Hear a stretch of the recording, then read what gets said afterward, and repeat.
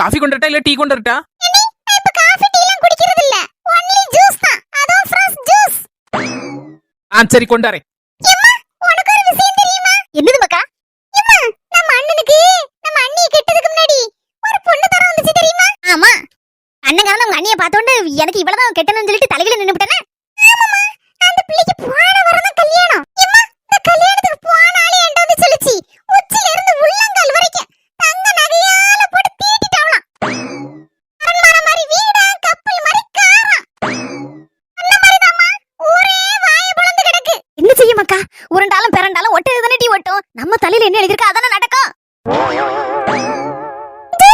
Super அண்ணி. ஏதோ ரெண்டு பேரும் தீவிரமா பேசிட்டு இருந்த மாதிரி இருந்துச்சு. அது வேற ஒண்ணும் இல்ல அண்ணி, எல்லாம் உங்க அருமை பரண்டைகளை தான் சொல்லிட்டு இருந்தேன் எங்க அம்மா கிட்ட. அருமை பெருமை தானே? கேட்டேன். அண்ணனுக்கு ஒரு பொண்ணு பார்த்து வச்சிருந்தேல்ல, அந்த பொண்ணுக்கு என்னது உச்சம் தலையில இருந்து உள்ளங்கால் வரைக்கும் தங்கத்தால சாத்திட்டாவோன்னு சொல்லி சொன்னேல்ல. ஆமாண்ணி, வேற யாரோ பாத்துட்டு சொன்னாவோ, அதுதான் எங்க அம்மா கிட்ட சொல்லிருந்தேன், வேற ஒண்ணும் இல்ல. இந்த பிள்ளைக்கு கப்பல் மாதிரி காரு, அரண்மனை மாதிரி வீடு. இதுக்கப்புறம் நடந்த கதை தெரியுமா உனக்கு? எனக்கு ஒண்ணும் தெரியாது அண்ணி. கல்யாணம் முடிஞ்ச மறுநாள் அந்த பிள்ளைகிட்ட அவன் மாமியா கறி என்னம்மா ஒரு கப்பு காப்பி தண்ணி எதுவும் கிடைக்குமான்னு கேட்டிருக்கா. பக்கத்துல நாத்தனாலும் உட்காந்துக்கிட்டு எனக்கு ஒரு கப்பு காப்பின்னு இருக்கா. கப்பல் மாதிரி கார் கொண்டு வந்திருக்கேன், வீடு கொண்டு வந்திருக்கேன், என்னையா கிளவி காப்பி போட சொல்லுத அப்படின்னு சொல்லிட்டு சண்டைக்கு நின்று இருக்கா. உடனே நாத்தனக்காரி எங்க அம்மா எப்படி பேசுவேன்னு இருக்கா.